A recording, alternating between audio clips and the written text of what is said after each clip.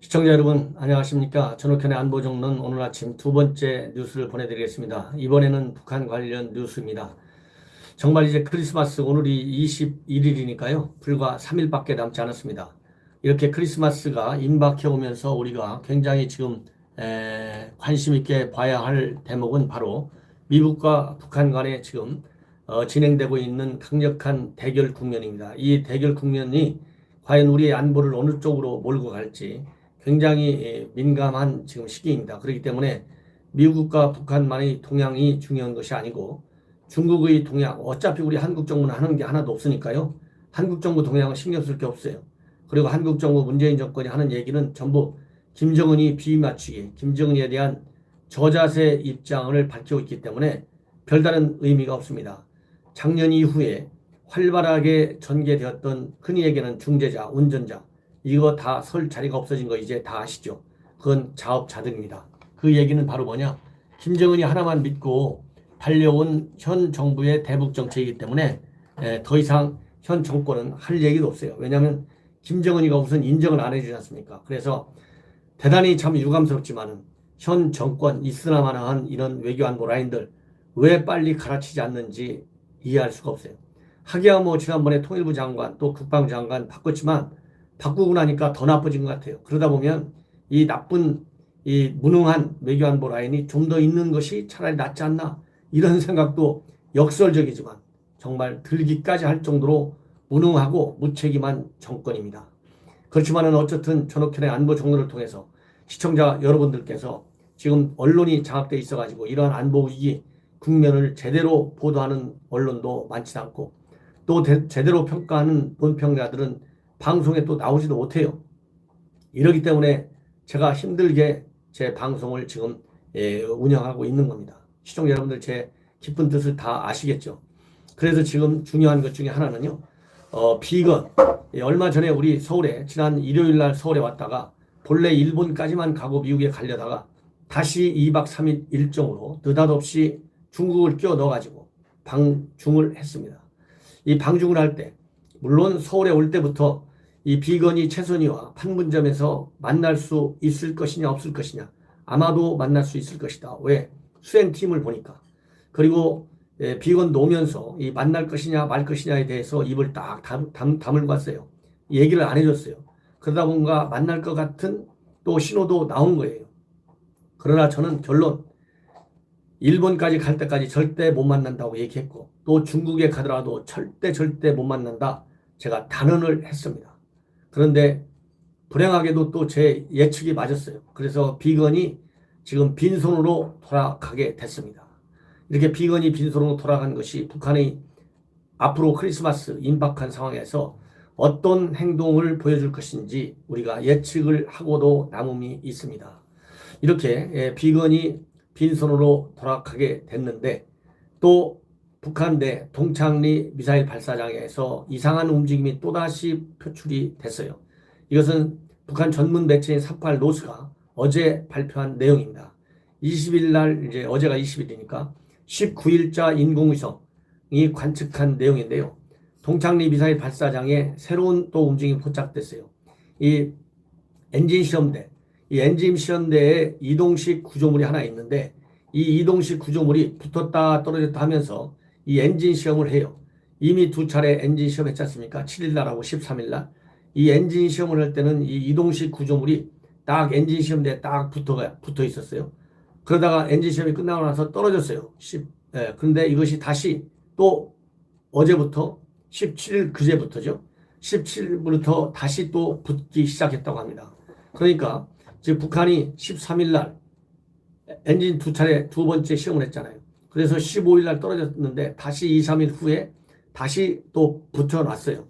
이 얘기를 보면 지난번에도 이 이동식 구조물이 붙어 있을 적에 미사일 발사가 그 엔진 시험이 있었거든요. 그렇다고 한다면 크리스마스 임박한 시점에 크리스마스가 오기 전에 이미 이태성 북한의 이 외무 부상이 얘기한 것처럼 이 크리스마스 선물을 미국에 줄 준비가 되어 있다. 여기서 선물 뭐 옛날 같이 좋은 달콤한 선물이 아니고 미국을 향한 도발 위협 수위를 보여준다는 선물입니다. 이렇게 해서 지금 북한은 비건을 빈손으로 퇴짜를 놓고 만나주지 않았고, 동창리 엔진 시험장에서는 뭔가 엔진 시험을 할 것 같은 징후들을 표출하고 있고, 그리고 제가 말씀드린 대로 비건이 떠났음에도 불구하고, 중국을 떠났잖아요. 떠났음에도 불구하고 단 한마디 미국에 대해서 말이 없어요. 이 얘기, 말이 없다는 얘기는 그동안 미국에 대해서 북한이 퍼부은 일련의 대미 담화와 그 다음에 비판, 이런 걸로 가름하고도 충분히 남는다는 것이죠. 그 얘기는 바로 뭐냐? 나는 새로운 길을 간다. 예, 나는 새로운 길을 간다. 연말까지 미국의 새로운 계산법을 기다렸지만 더 이상 기다리지 않고 내 길을 간다는 거예요. 여기서 내 길이라고 하는 것은 앞에서 말씀드린 대로 동창리 미사일 발사장, 엔진 시험장에서 뭔가 강력한 초강경 메시지를 미국에 주겠다는 거예요. 그리고 풍계리 핵실험장에서도 일부 움직임이 포착되고 있지 않습니까? 이런 것이 다 연쇄적으로 미국을 압박할 수 있는 카드로 쓰겠다는 게 현재 김정은이의 입장입니다. 그래서 지금 이제 남아있는 것 중에 하나는 지금 동창리, 그 다음에 풍계리, 이런 거 다 징후들이 조금씩 나타나고 있지 않습니까? 또 하나 징후, 나쁜 징후, 초강경 메시지를 줄 수 있는 장치가 뭡니까? 바로 당 전원회의예요. 이 당 전원회의 이미 북한이 예고해 놓은 상태인데요. 중요한 실질적으로 이 회의 소집이 매우 임박했다는 증거가 나타나는데, 북한 전문 매체인 데일리 노스코리아가 발표한 기사에 따르면 지금 평양에 전부 소집하라고 하는 지시가 떨어졌다고 그래요. 이 평양에 떨어진 지시를 통해서 말을 하자면 이제 전원회의 날짜가 오늘이 21일이지 않습니까? 21일이니까 이제 내일 모레, 오늘이나 내일 모레, 하여튼 24일 이전, 이 매우 임박해 있다. 뭐라고 되어 있냐면 노동당 중앙회의 전원회의 참석자들한테 20일 오전까지 평양에 도착하라, 이렇게 지시를 했다고 합니다. 그런데 지난 18일 날 군 관련 전원회의가 열렸는데, 그때는 그 전원회의 참가자들에게 지난 18일 날 군 관련 전원회의 참가자들에게 평양인민무력성 장령 귀빈 초대소로 20일 오전까지 도착하라, 이렇게 지시가 내려갔어요.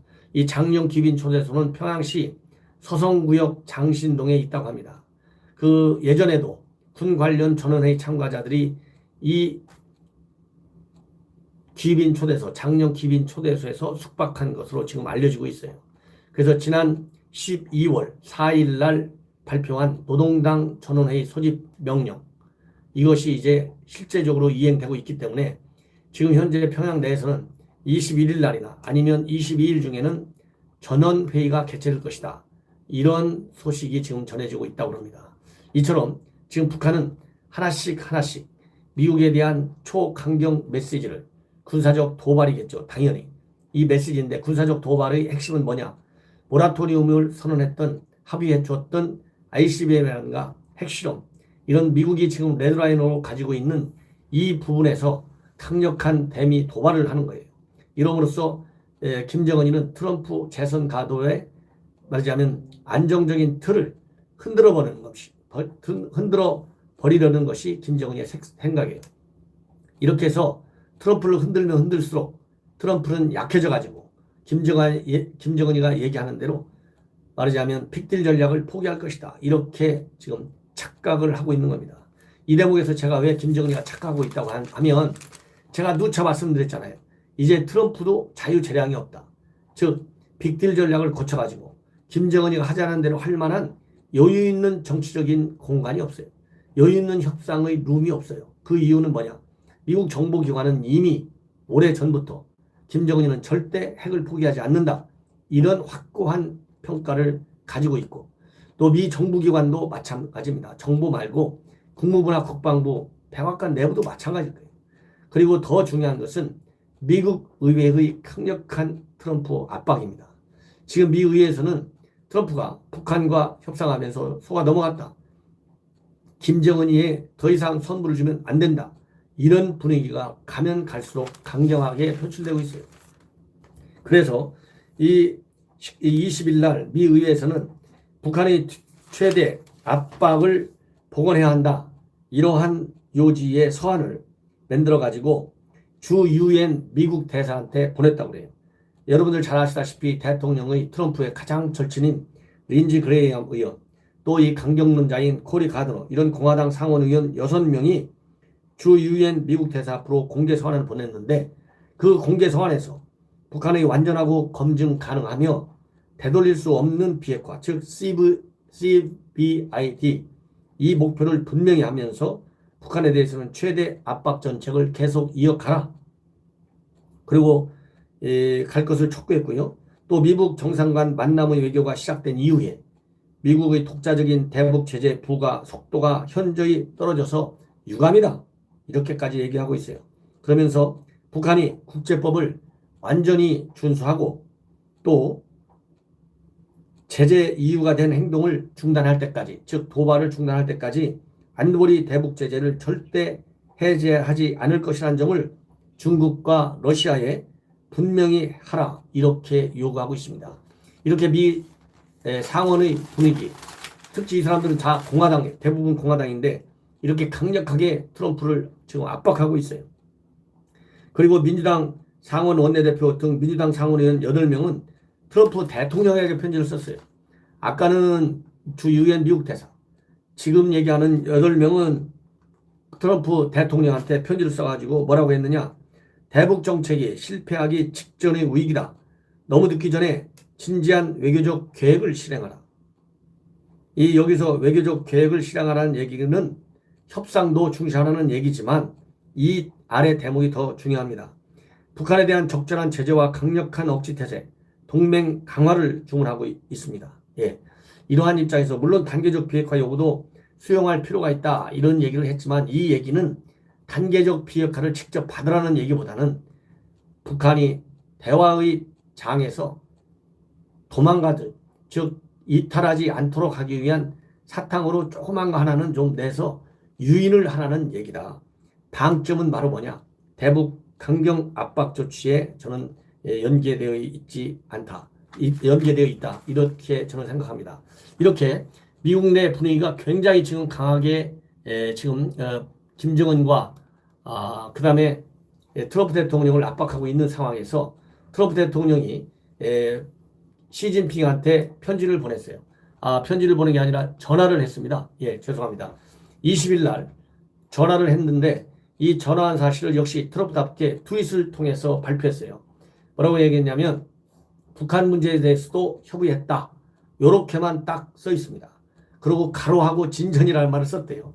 그리고 나머지 얘기는 일치 안 했대요. 자, 그렇다고 한다면 저는 북한 문제에 왜 갑자기 이 시점에서 전화를 했냐는 거예요. 이 시점이 굉장히 중요하다. 지금 여러분들 어떤 시점입니까? 비건이 지금 맨손으로 왔잖아요. 비건이 왜 중국에 달려갔어요? 중국이 지금 어떻게 하고 있습니까? 유엔 안보리에서 제재를 해제해야 한다는 결의안을 냈어요. 그러면서 또 육자회담을 다시 재개해야 한다는 입장을 비건에게 밝혔다는 뉴스가 지금 전해지고 있습니다. 이 두 가지만 보더라도 지금 중국 입장에서는 미국 간의 관계가 이제는 완전히 말하자면 이혼 수순으로 들어가는 것으로 판단하고, 즉 미국의 영향력이 결국 한반도에서 사라지는구나. 이때 내가 잃었던 주도권을 되찾아야 되겠다. 이 실기를 기회로 만든다. 이 위기를 기회로 만들겠다는 생각 딱 하나밖에는 없어요. 그렇기 때문에 안보리 제재 해제 결의안도 냈고, 그 다음에 육자회담으로 돌아가자는 안도 이 비건한테 얘기를 한 겁니다. 그러니까 이러한 중국을 놓아두면 이 트럼프의 재선 어려워집니다. 왜? 중국만이라도 트럼프를 흔들지 않아야 되죠. 그래서 트럼프는 이번에 전화를 갑자기 한 것은 이렇게, 북한은 북한대로 트럼프 말을 듣지 않고 또 시진핑은 이 기회를 이용해서 미국이 가지고 있는 이니셔티브를 중국이 뺏어가려고 하고, 이러다 보니까 이제는 안 되겠다. 그리고 크리스마스 지금 며칠 남지 않았잖아요. 북한 도발 임박했어요. 더군다나 또 중국도 내일이면 유엔 안보리 제재 결의안, 노동자 송환에 관해서 안보리에 보고를 해야 돼요. 근데 중국은 꼼수를 부려서 북한 근로자들을 계속 잔류시키고 있어요. 이렇게 굉장히 지금 어려운 국면에 트럼프가 빠져 있다. 그러다 보니까 내내 가만히 있다가 지금 느닷없이 트럼프가 시진핑한테 전화를 해서 나 좀 살려달라 이 얘기를 하면서 당신이 내 말을 안 들으면, 즉 내가 지금 대화를 하려는 모든 노력을 다 하고 있는데 나는 끝까지 안 들을 경우 무력을 사용하겠다라고까지 말을 했는데, 시진핑이 더 이상 유엔을 흔들지 말고 미국을 흔들지 말고 북한 편에 서지 말라 강력한 경고의 메시지를 냈다. 그렇기 때문에 이 경고 메시지를 트럼프가 직접 아직은 트윗까지 공개하고 싶지는 않은 거예요. 왜? 마지막 혹시라도 모를 김정은이의 자제 국면이 오지 않을까 지금 기대를 하는 차원에서 트럼프가 이렇게 실질적으로 전에는 무력 도발하면 참지 않는다 얘기했지만 지금 트럼프가 참고 있는 거예요. 이런 점에서는 트럼프가 좀 약어요. 그러나 내심으로는 시진핑한테 작년에 시진핑하고 김정은이하고 쑥덕거리면서 한 두세 차례 정상회담 하기 전에 만나니까 트럼프가 뭐라고 그랬습니까? 시진핑이 방해하지 마. 세게 아주 공개적으로 얘기해가지고 시진핑이가 놀래가지고 작년 9월 달에 북한 가려다가 못 갔잖아요. 그러다가 금년에서야 갔지 않습니까? 그런 것처럼 이번에 시진핑한테 전한 내용, 이거는 강경 메시지다. 강경한 미국의 군사적인 옵션에 관해서 얘기했을 것이 분명하다. 이렇게 저는 예측 판단을 합니다. 그리고 이러한 미국 대통령의 시진핑에 대한 메시지와 맥을 같이 하는 이유, 맥을 같이 하는 것이 나타났는데, 바로 어제 미 국방장관과 합참의장이 매우 이례적으로 국방부에서 합동 기자회견을 가졌습니다. 이 합동 기자회견에서 뭐라고 그랬느냐? 물론 자기네들은 외교적인 협상을 통해서 미국 간의 대화가 잘 되기를 바라지만, 북한 핵 폐기 문제가 진행되기를 바라지만, 언제라도 자기네들은, 미 국방부는 북한이 어떤 도발을 하든 간에 모든 것에 대응해서 지금 당장이라도 싸울 준비를 다 해놓고 있다. 걱정하지 말라. 이렇게 얘기했어요. 이 얘기는 얼마 전에 바로 엊그제 미 공군 태평양 지역 사령관이 얘기를 한 게 뭡니까? 2017년대 화형과 분노 시대에 마련해 놨던 그런 카드들을 전부 먼지를 털어서 책상 위에 올려놨다 했지 않습니까? 이거하고 맥락을 같이 한다. 그래서 미 군과 이렇게 세게 움직이는 이 움직임을 바탕으로 해서 시진핑한테 트럼프가 전화를 해가지고 시진핑이 더 이상 나가지 마라.